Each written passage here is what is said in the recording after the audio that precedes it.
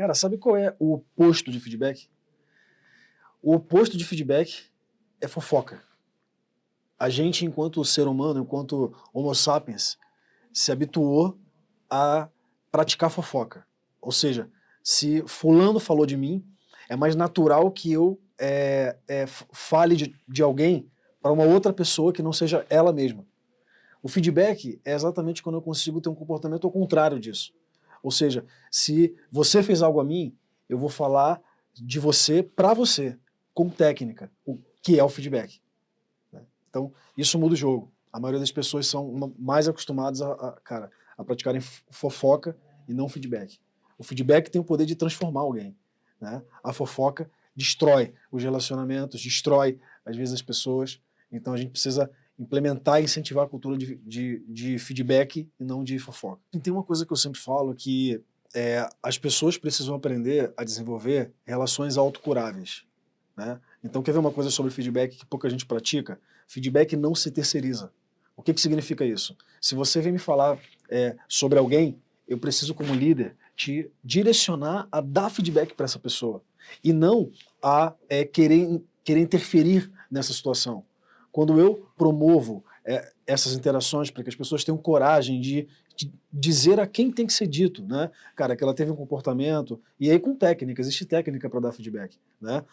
Feedback não é um julgamento, feedback não pode ser um apontamento de dedo, vir encarregado de conselhos, feedback é feedback. É especificamente dizer para a pessoa o impacto do comportamento que ela teve naquela situação específica. Você conseguir fazer isso com técnica já é poderoso por si só e é capaz de transformar completamente o comportamento de alguém. O fato de acreditar que existe feedback positivo ou negativo, na minha opinião, já fode a cultura de feedback. Porque, na verdade, feedback, na nossa cultura, deveria ser considerado como um presente. Porque o que é um feedback, senão alguém me dando uma oportunidade de eu olhar para uma área minha que eu não conheço? Eu gosto de usar sempre uma analogia sobre feedback, que é o mau hálito, né? A pessoa que tem um mau hálito, ela não percebe que tem o mau hálito. Então, quando alguém dá o feedback para ela de que ela tem mau hálito, isso não é uma crítica, isso é um presente. Eu estou te dizendo que tem algo em você desagradável e que você precisa mudar isso, né? Então, se todos encarassem o feedback como presente, com certeza as pessoas teriam mais liberdade para dar feedback e se autodesenvolverem. Gosto muito do método SCI, que cara, basicamente eu descrever qual foi o impacto do comportamento específico na situação específica, né? Então, SCI, situação, comportamento e impacto. Se você consegue dar um feedback desse jeito, técnico, somente técnico, um exemplo, fulano de tal, cara, você saiu da sala 4 vezes durante a reunião e acabou não prestando atenção em pontos importantes e atrasou a nossa reunião. Um exemplo, né? Assim, ou seja, eu não digo que a pessoa está desinteressada, eu não coloco julgamento, eu trago simplesmente feedback com técnica. Quando você consegue fazer isso, você consegue fazer com que as pessoas recebam de um jeito melhor, né? E, consequentemente, a cultura de feedback ela vai sendo mais instaurada, ela é promovida com mais facilidade. Graças aos feedbacks que eu consegui, não os que eu recebi, né? Mas principalmente os que eu me permiti assimilar e processar, porque existe isso, né? Existe o tempo de cada um para você processar um feedback, né? Por isso que eu sempre digo que não é legal você dar conselho quando você dá um feedback, porque se realmente for um presentaço que a pessoa, cara, ficou muito mexida, talvez não seja o melhor momento para você querer dar um conselho a ela. Mas, nossa, eu tive muitos feedbacks. Eu estou, nesse momento, dormindo com uns 5 feedbacks de coisas que eu tenho que melhorar e, cara, e que eu quero melhorar. Então, a todo tempo, eu não consigo te dizer a todo tempo eu recebo feedbacks e tem muita coisa que eu tenho que melhorar e, assim, eu particularmente dependo dos feedbacks para conseguir interagir.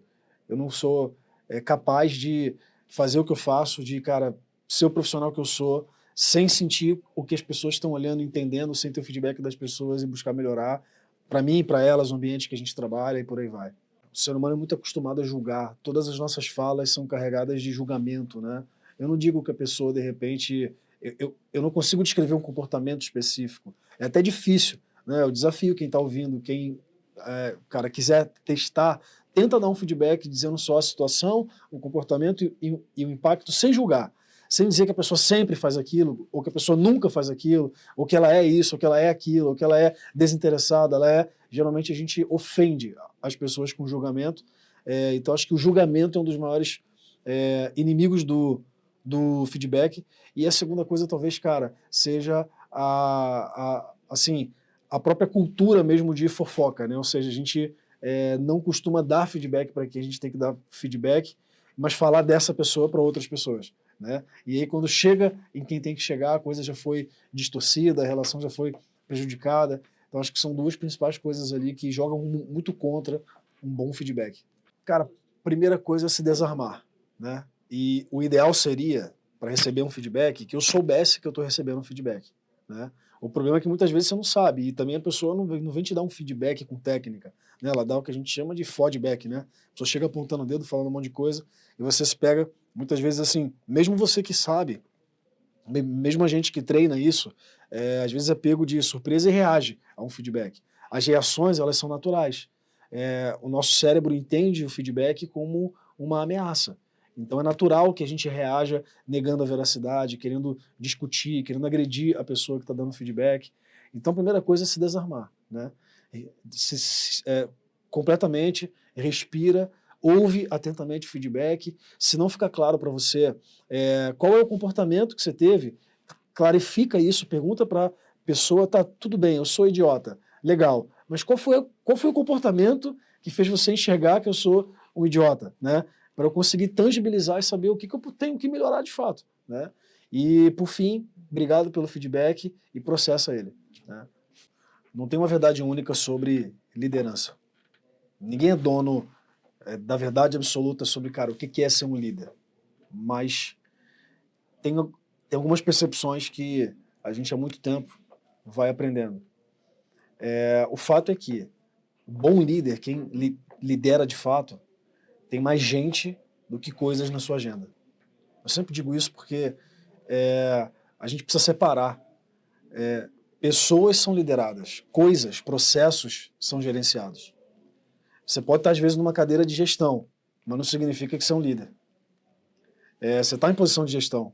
Só que, se você quiser somente gerir pessoas, no sentido de cobrar horário, processo, coisas tangíveis, cara, a chance de sucesso ela é muito menor, né? O gerenciamento não é sexy, né? A liderança também não é, sabe? O tempo que você tem que se dedicar, de fato, a conexão real, o nível de relação de confiança, criar isso tudo, às vezes, para muita gente é impossível, sabe? Então, o que eu vejo você tem que ser um bom gestor, mas você precisa ser um excelente líder, né? E a pessoa, às vezes, que não é tão bom gestor, mas tem uma liderança muito forte, cara, acaba chegando até mais longe, porque consegue fazer com que as pessoas acreditem no processo, confiem, e, cara, alguém motivado, que confia, que acredita, tem muito mais chance de ir além dos limites, né? Então, se eu tivesse que dizer, cara, pra você fazer uma escolha entre ser um bom gestor e ser um bom líder, cara, seja primeiro um bom líder, porque o trabalho de gestão, ele é muito técnico, ele é prático, você consegue aprender, tem técnicas, ferramentas, e é muito do que a gente faz aqui, né? Dar escala, dar autonomia para o trabalho de gestão, para que você tenha tempo para fazer a liderança, para ser líder, né?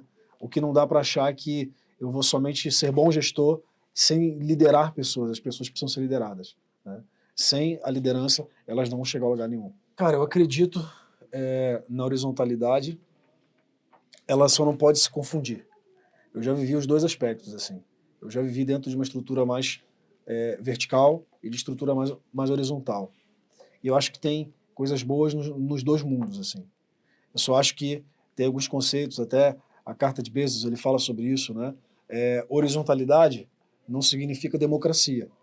Então, ser horizontal, no sentido de ter um ambiente aberto para questionar, para que as pessoas possam expor a sua opinião, para que todos se sintam na mesma página, né? Ou seja, não importa se é um estagiário ou se é um diretor, cara, o que vai vencer é sempre a melhor ideia. Nesse sentido, a horizontalidade ela é muito foda, eu gosto muito. Mas não significa que isso exclui o processo decisório. Não significa que não tenha gestão, liderança, e a confusão que a gente não pode fazer é o que o Jeff Bezos fala na sua carta, né? Ou seja, cara, concordando ou não, ou seja, mesmo que eu discorde, eu tenho que me comprometer com o direcionamento que foi dado, com aquilo que foi dito. Então, a horizontalidade, para mim, ela vem como algo transformador, algo muito, muito poderoso, mas que não pode jogar fora princípios que existem e que são fundamentais para qualquer organização. Cultura é um troço muito específico. Cada empresa vai viver a sua. Para mim, no meu ponto de vista, a horizontalidade ela é algo maravilhoso, mas não exclui o fato de que pessoas precisam ser lideradas, gerenciadas e direcionadas, né? Não é uma democracia. Então, eu acho que existe um equilíbrio que cada empresa vai achar, cada líder, cada gestor vai achar o que cabe no seu modelo, do seu jeito, né? Acho que tem que ter um alinhamento entre o que o empreendedor busca, o que a empresa busca, o gestor, com o seu time, né? O que não pode acontecer é uma cultura completamente desalinhada, né? Às vezes o gestor pensa de um jeito, mas o time dele, cara, tá totalmente desalinhado e isso não vai funcionar de jeito nenhum. Então, a dica é que, cara, você como gestor, contrate pessoas, traga pessoas que estejam alinhadas com sua cultura. Isso é determinante, porque senão você vai para um lado, o time para o outro, né? É aquela história do nós contra eles, né? Quantas empresas não vivem assim?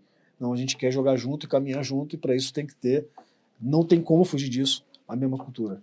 Existem N análises de perfil comportamental hoje, DISC, Human Guide, cara, são muitas das que eu uso aqui.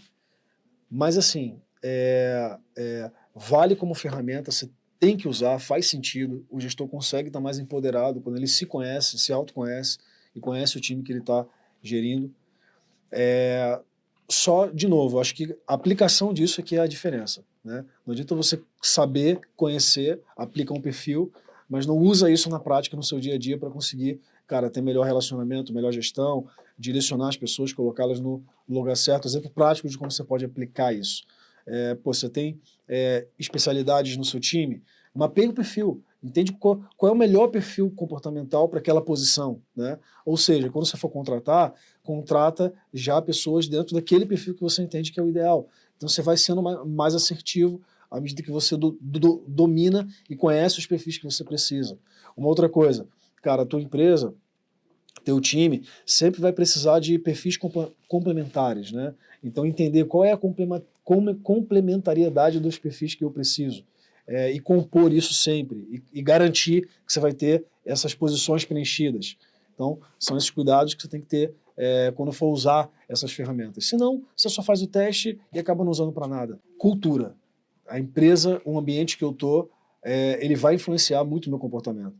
Então, por exemplo, uma empresa que não tem cultura de resultado, que não tem os rituais de resultado, que não comemora as vendas, que não, cara, se engaja, que não tem ritual de, cara, grito de guerra, sabe? Coisas que são importantes para qualquer time, assim, dificilmente essa empresa vai expelir uma cultura nas pessoas de alta performance.